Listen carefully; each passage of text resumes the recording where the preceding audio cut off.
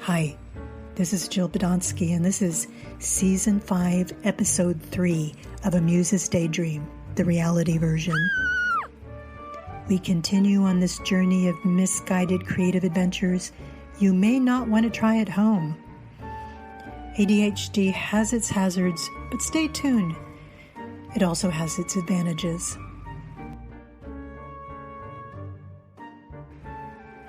This episode includes a home far, far away I once lived in with the wrong person, Martha Stewart Christmas ornaments, a tow truck, a fire truck, hitting bottom both literally and figuratively, and finding refuge in writing and art. It's titled For Friction Reasons and is 100% true. Here we go. ADHD, also called attention deficit disorder, is a behavior disorder characterized by inattention, impulsivity, and in some cases, hyperactivity. I am not the some cases of hyperactivity, unless you're referring to my mind, which is often everywhere except where it should be, which is dangerous when an emergency brake is involved. Let me explain. Several years back, I lived on a steep, boulder-strewn hill in the high desert outside of San Diego with an incompatible boyfriend for far too long. And yet, just the right amount of time. One December day, I returned home from buying some groceries and some festive pink and green ornaments, courtesy of Martha Stewart. I opened the trunk of my car, hurried the groceries into the house, but when I came out, eager to retrieve my new stylish Christmas ornaments, my car was gone. This is what my eyes look like. And I know this is a podcast, but they're very wide. I froze. I stared hard at the spot where my car used to be, as if doing so would make it suddenly reappear. I stared longer than a psychologist might warrant normal.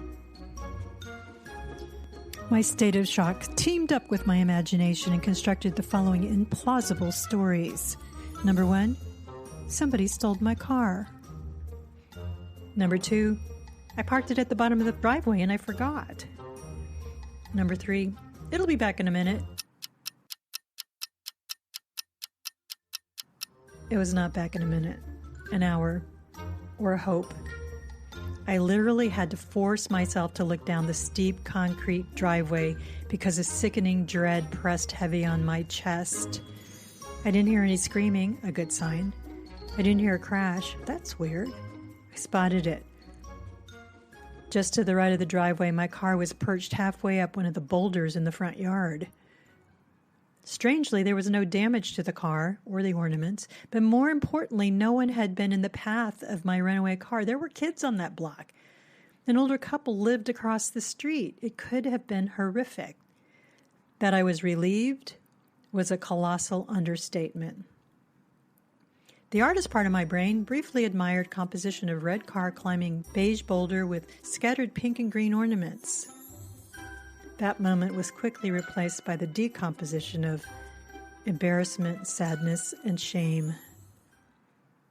I called my boyfriend. He called a tow truck company. The tow company called the fire department for friction reasons.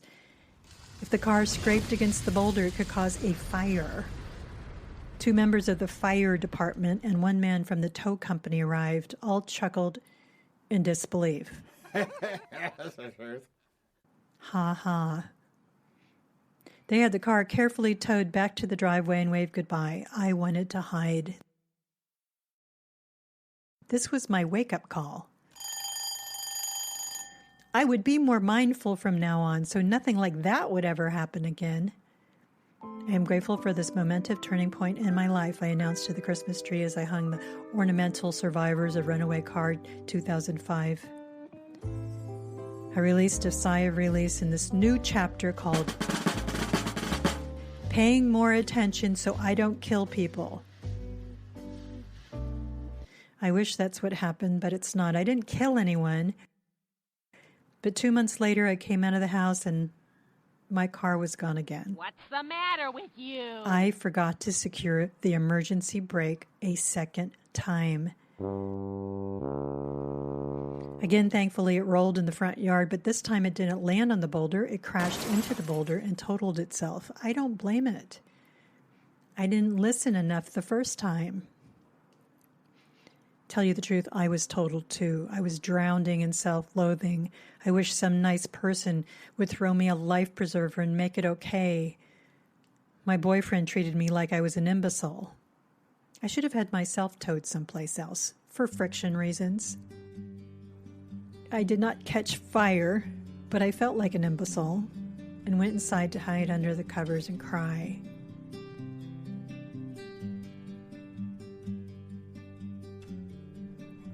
While I was under there, I started writing and illustrating my second book, The Almanac, A Daily Dose of Wonder, a book created with the intensity of somebody needing a break not only from disturbing consequences of absent-mindedness and emotional abuse of relationship and deep self-loathing, but from the emotional wreckage that included cutting ties from a toxic family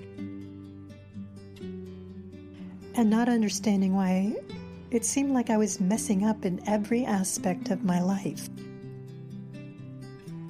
With people and things and the way I felt about myself. I didn't yet know that I had ADHD. As I wrote and illustrated my book, I experienced how art and writing and humor could usher me into a sanctuary of sanity and resilience. I had a burst of visceral self-like.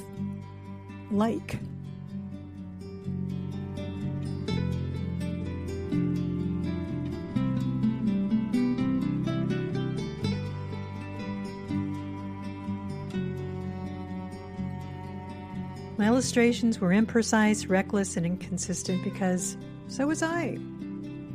Art allows for variations on recklessness. Yay! In fact, if you are confident in your recklessness, it becomes your style. It became mine. From the moment I held a box of colors in my hand, I knew this was my life. I threw myself into it like a beast that plunges towards the thing it loves. Actually, Henri Matisse said that from the moment I held a box. Not me. But I did throw myself into art and writing, not quite like a beast, more like a squirrel.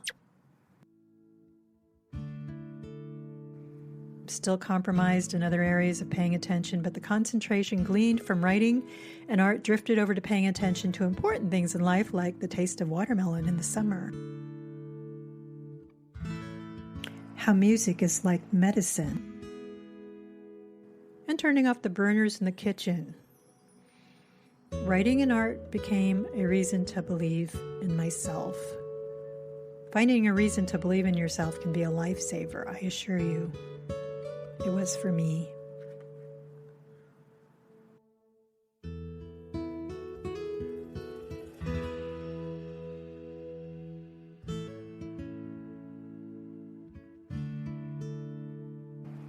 A Muse's Daydream is brought to you by Kaizen-Muse Creativity Coaching and was written, narrated, and imperfectly engineered by me, Jill Badonsky.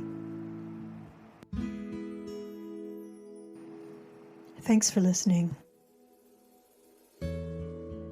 Check the show notes. There's retreats and trainings and workshops coming up.